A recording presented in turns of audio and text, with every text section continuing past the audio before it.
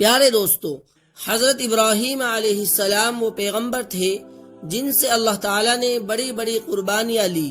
نمرود نے انہیں آگ میں جلانے کی کوشش کی، مگر اللہ نے انہیں سلامت اس آگ سے باہر نکال لیا۔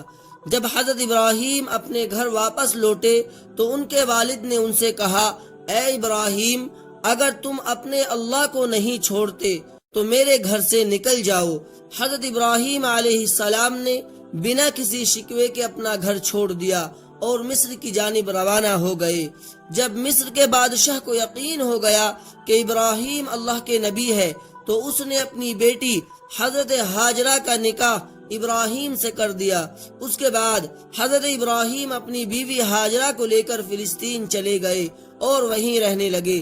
حضرت ابراہیم کی کوئی اولاد نہیں تھی، اس لیے وہ دن رات اللہ سے دعا کرتے رہتے، اے میرے رب، مجھے ایک نیک اور فرما بردار بیٹا عطا فرما۔ سالوں گزرتے گئے لیکن بیٹا نہیں ہوا۔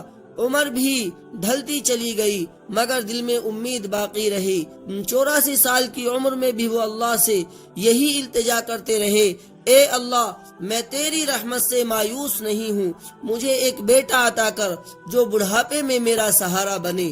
آخر کار اللہ نے ان کی دعا قبول فرما لی۔ 84 سال کی عمر میں حضرت ابراہیم کو ایک پیارا سا بیٹا ہوا، انہوں نے اس کا نام اسماعیل رکھا۔ آپ اندازہ لگائیے، ایک باپ جس نے 84 سال کی عمر میں بیٹا پایا ہو، اس کی محبت اس بیٹے سے کتنی ہوگی۔ وہ ہر وقت اسے سینے سے لگائے رکھتے، چومتے، کندھوں پر بٹھا کر بازاروں میں گھماتے، اس کے ساتھ کھیلتے اور ہنسی کرتے۔ ابھی بیٹے کی پیدائش کو ایک ہفتہ بھی نہیں گزرا تھا کہ حضرت جبرائیل علیہ السلام ابراہیم کے پاس آئے اور کہا، اے اللہ کے نبی، اللہ کا حکم ہے کہ آپ اپنی بیوی اور بچے کو خود سے جدا کر دے۔ یہ سن کر حضرت ابراہیم کا دل کانپ گیا، بولے، اے جبرائیل، میں اپنی بیوی اور بچے کو کہاں چھوڑوں؟ جبرائیل علیہ السلام نے جواب دیا، جہاں اللہ حکم دے گا میں وہاں لے جاؤں گا۔ کل صبح انسانی شکل میں اونٹ پر آؤں گا، آپ اپنی بیوی اور بچے کو تیار رکھنا اور میرے پیچھے چلنا۔ اگلی صبح حضرت جبرائیل اونٹ پر سوار ہو کر آئے۔ ابراہیم علیہ السلام نے بھی اپنی بیوی ہاجرہ اور بیٹے اسماعیل کو اونٹ پر بٹھایا اور خود بھی اونٹ پر سوار ہو گئے۔ جبرائیل کا اونٹ آگے آگے، ابراہیم کا اونٹ پیچھے چلتا رہا۔ وہ فلسطین سے چلے، شہر در شہر گزرے، ہفتے مہینوں میں بدلتے گئے اور 1 مہینے کے سفر کے بعد عرب کی سرزمین پر پہنچے۔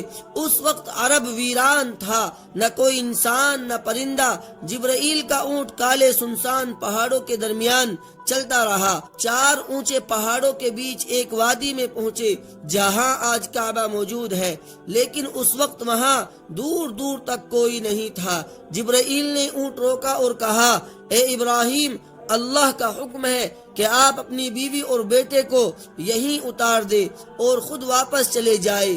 یہ سنتے ہی حضرت ابراہیم علیہ السلام کا دل کانپ اٹھا۔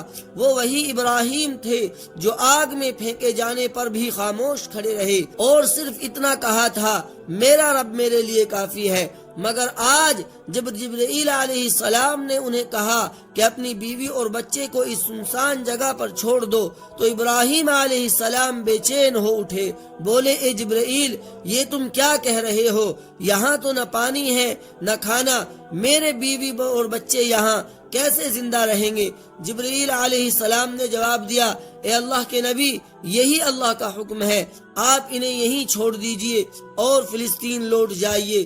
اتنا کہہ کر جبرائیل چلے گئے اور ابراہیم علیہ السلام رہ گئے۔ اپنی بیوی اور بچوں کو حسرت سے دیکھتے ہوئے انہوں نے اسماعیل کو گود میں بٹھایا، سینے سے لگایا اور ان کی آنکھوں سے آنسو بہنے لگے۔